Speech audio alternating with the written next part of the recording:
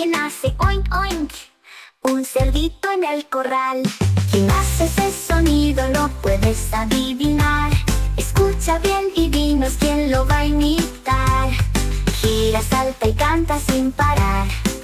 Los animales vamos a nombrar. Ahora todos juntos vamos a jugar.